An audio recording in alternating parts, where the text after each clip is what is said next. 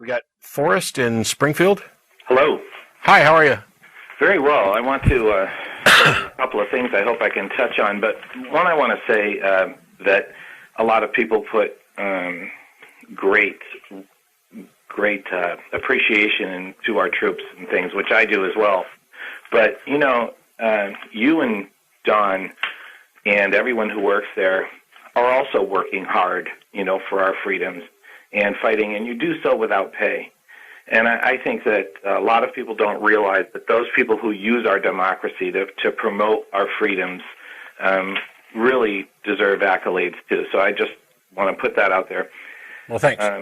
The other thing is Christians don't know their Bible, and I really wish they'd read it. And it's frustrating when they brainwash all these children to just come up and quote 2 or 3 verses, which is about all they know, when they don't even read the verses in Genesis where it talks about all these horrid things that people do. When you have Hosea 13:16, which talks about slicing pregnant women open, killing them and their babies. I mean, that's one of the most gruesome, as well as the Psalms where it says, happy is he who dasheth the little ones against the rocks. And there's several other verses where they smash babies' heads. And it's the first thing I always bring up to those people who are so haughty and claim to be anti-abortion. But the other points I wanted to make had to do with one of the arguments that our nation was founded as a Christian nation, our forefathers. And Dan, you had brought that up, or Don, you had brought that up about the people saying this is a Judeo-Christian nation. Well, they wouldn't have said that, you know, even 50 years ago. They would have claimed it just as a Christian nation. Right. But even that claim is highly suspect, right? It is, and it's not suspect. It's false. It's false. And when they understand, if they would just read a little bit of history, if they would just read and educate themselves as to during our revolution when you had Thomas Paine, who was a deist and didn't believe in the Christian religion at all, wrote a book of it called Age of Reason, and he's the one that they learned in school about his common sense, which he sold 500,000 copies, which wound up in about 50% of all the households in the U.S. 20% of the population had access to this book, and or had purchased the book. But you go before that, and you get to the Salem witch trials, and you go before that, and you get to Plymouth Plantation and the Puritans, which we recognize as 2 separate groups. These were groups who came here in the early 1600s. They weren't alone. There were 400 ships every summer out in the oceans off the Atlantic coast fishing.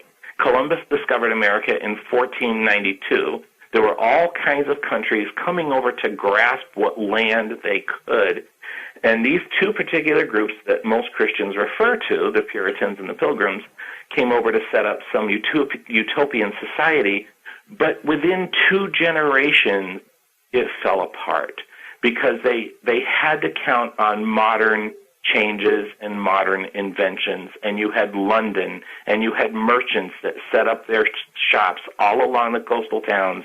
And then the people who were the Puritans and the Pilgrims, they knew that they needed to have glass for their houses and all the other conveniences that came along.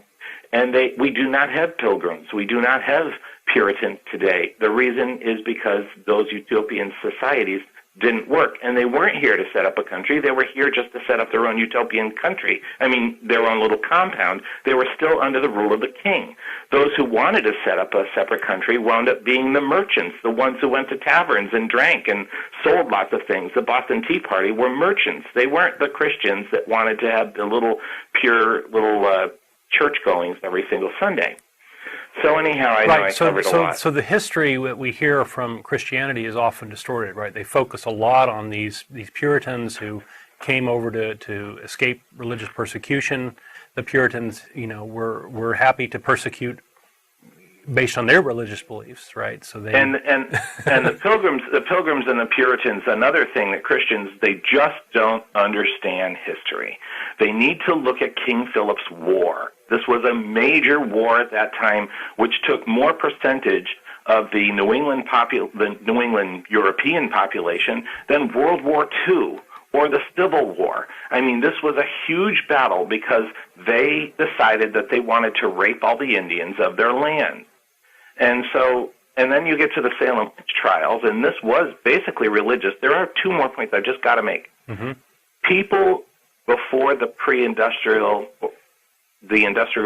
Revolution, the pre-industrial people, they not only believed in God, they believed in magic, and they believed in witchcraft. They believed in these magic and witchcraft.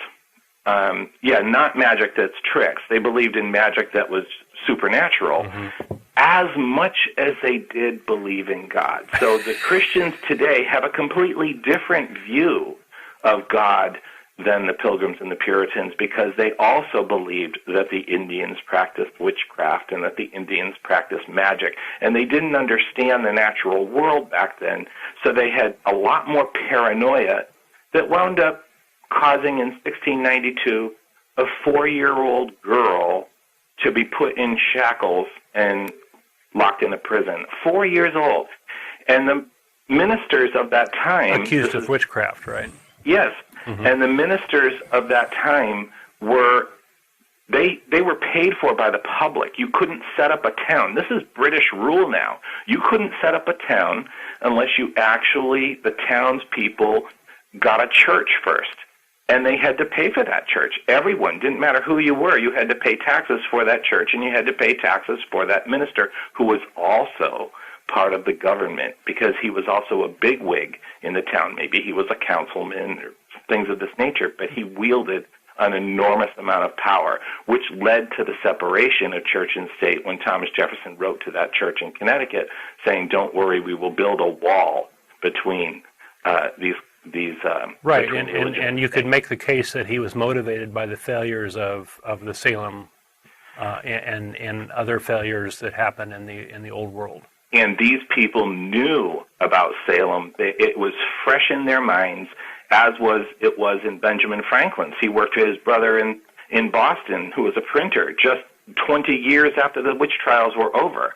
And Thomas Paine was a friend of Benjamin Franklin's, was a friend of Thomas Jefferson, and he was instrumental in writing. He wrote a mock constitution. I mean, this guy is amazing, and he's the one that wrote The Age of Reason, which totally ripped apart Christianity, and Thomas Jefferson also felt that Christianity was one of the worst, most horrible religions that there could be. The real problem, though, isn't that people are ignorant of this, all of the points that you made that led up to this.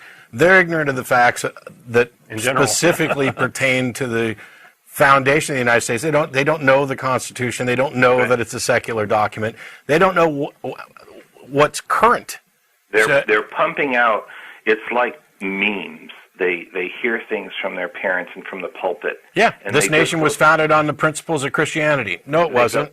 A lie repeated often enough serves as the truth. Right? And they go spout out what they were taught because they're taught to do that. They're not taught to think. They're taught to use their mouth before they use their brain, which probably frustrates those other European countries that look at us more than anything, is the fact that we have these Christians over here who just decide to go spout off what they believe without thinking at all. But let me just... and one, I appreciate you letting me do this, but one last thing. Go ahead. The American Indians back in the time when there was King Philip's War were being, how do I say this? The settlers were trying to convince them to become their own form of Christianity, and many of the Indians saw this and resented it. They saw what it did to their own native Indians, how it turned them to a bunch of zombies instead of thinkers.